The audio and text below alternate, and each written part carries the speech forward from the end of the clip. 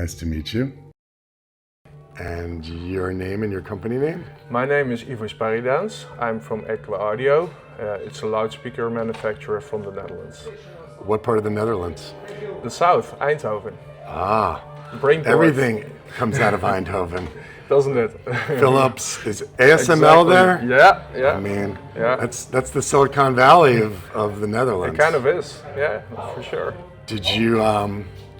Did you go to Erasmus or Leiden or one of these? To the Eindhoven University. Okay, nice. I first studied automotive engineering, and then after that tribology, which is about friction, materials, vibration, that So stuff. more material science and mechanical engineering. Exactly.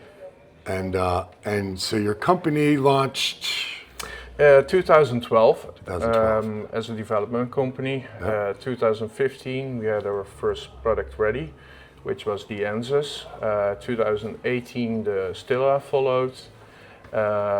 Those are our two legacy models. We just stopped them. We're now building a new portfolio, a new product range around this new material that we developed. Yeah.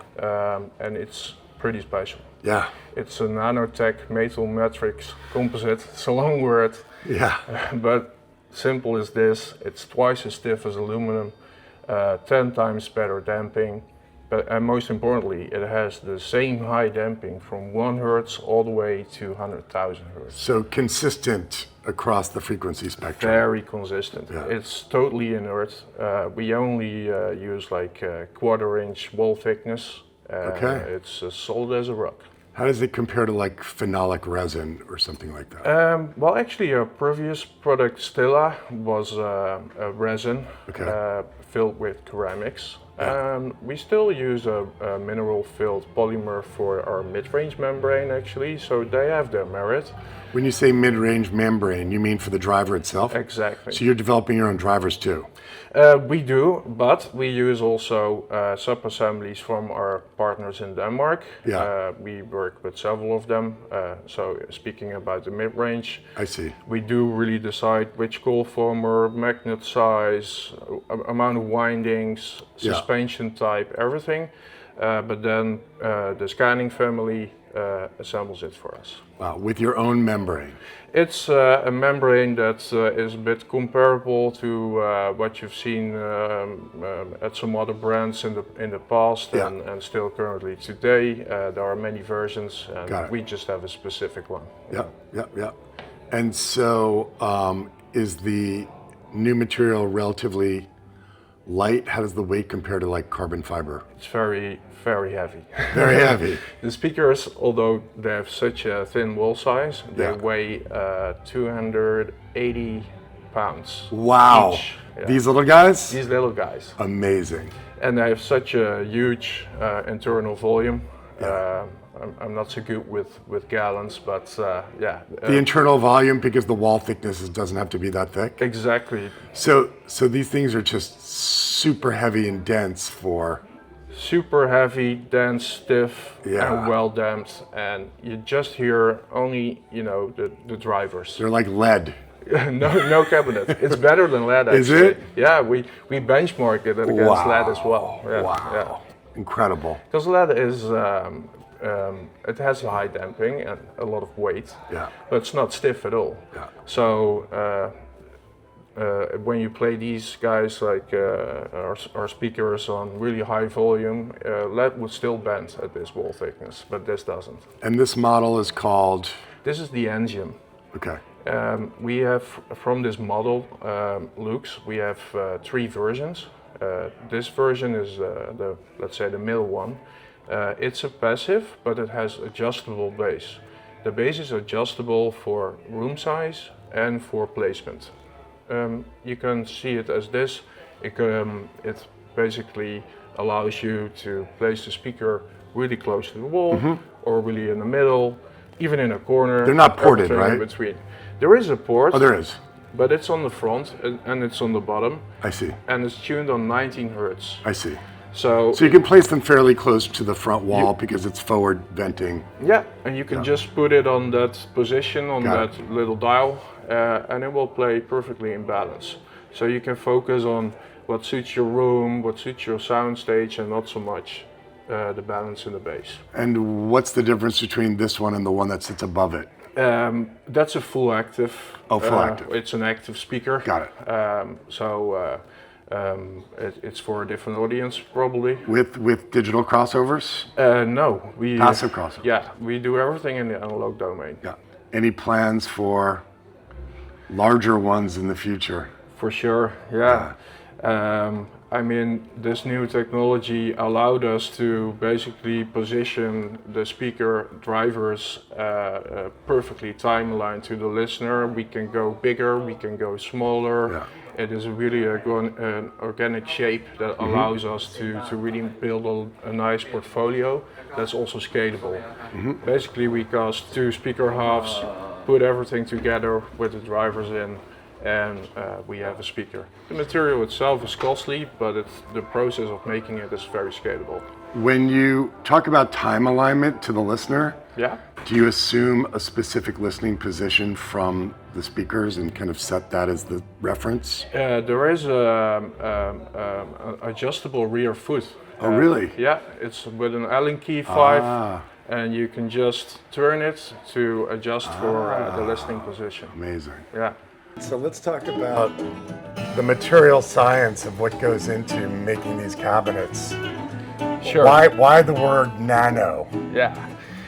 What we do on a nanoscale basically is giving very unexpected results on a macro scale, but of course in our case engineered and specific things that we want to get on the macro scale only made possible if we do these things.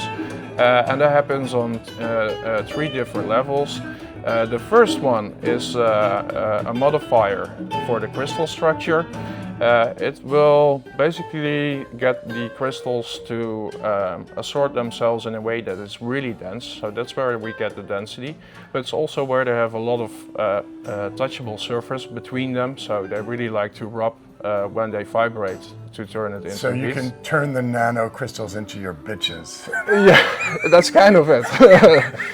And that's a good one. We should remember that. A second thing is these little tube-like structures, which are really nanometer size. Yeah. They make a connection between the crystals. They get the stiffness to be just as high as it is, so it's much harder to bend it and put it into motion. And the third one is the friction modifier. And that's a tiny little nanoscale disc that goes between the crystals. And when they start rubbing to each other, there is even more heat because there's more friction. So first of all, it doesn't really like to move. So to get the crystals and all the stuff to form to your desires, is it done with electricity or temperature or like what? Or chemicals or what?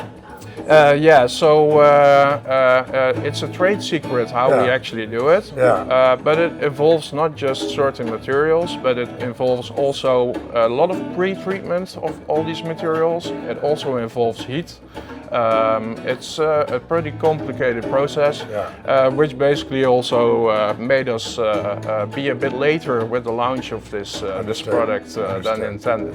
Is there anyone doing other things like this in other industries, like Formula One, or like where is this type of technology used outside of a speaker enclosure? Well, I come from the field of tribology, and that's all about friction. So there you find some examples of this, where also people don't like vibration, and weight is not an issue. If you speak about Formula One, they surely do nanotech in all kinds of stuff, but it's all meant to be light. Sure. So you can take any from the racing world or Formula One and use it for a speaker, because we don't mind weight. We like weight. Yeah. Understood. Amazing. Thank you so much. You're welcome. Okay, so this is not your active speaker. It's a passive speaker, but with assistance. It's assisted bass. It takes the full signal from the connected power amplifier of choice. Yeah. It keeps the voltage signal completely intact. Yeah.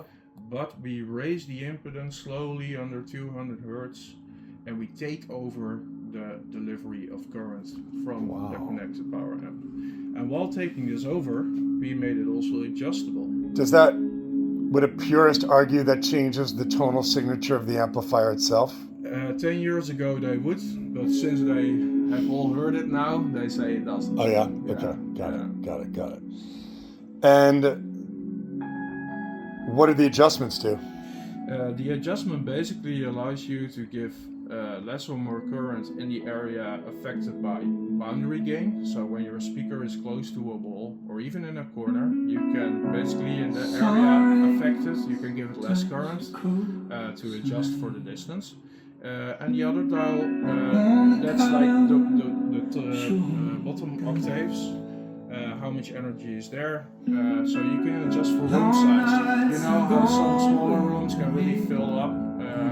And it's something you would do by ear, or would you do by measurement in some way? Yeah, by ear. Yeah. Good. Sure, in development we measured the shit out of it, but it's so easy. Are they stepped? Do they click in? No. All right, so then it's tricky to get both of them matched. Well, you gotta. No room is symmetrical. So actually, I'd feel overwhelmed with this many options. I might lose my mind.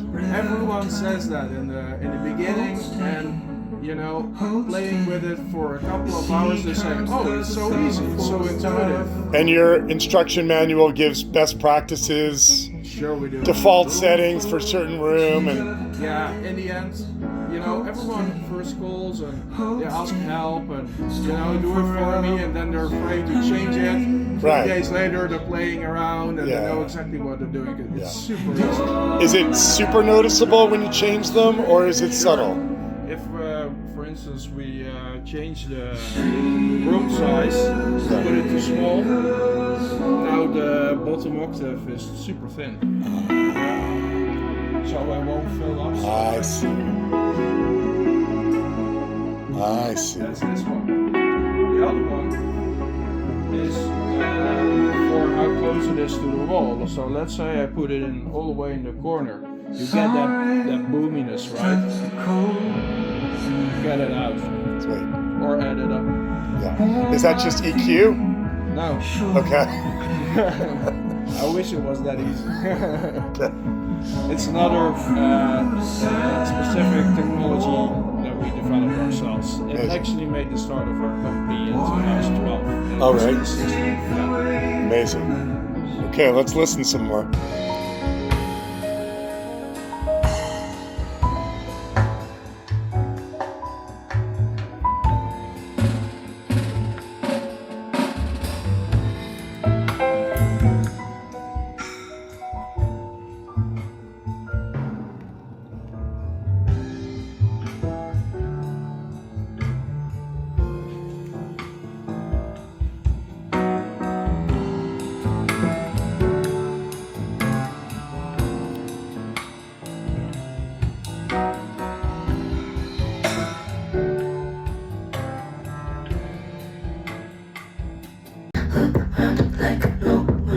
Think you're so criminal.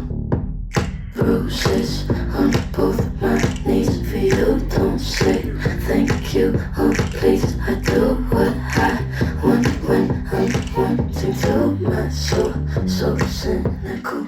So you're a tough guy, like you're really rough guy. Just can't get enough guy. Just always.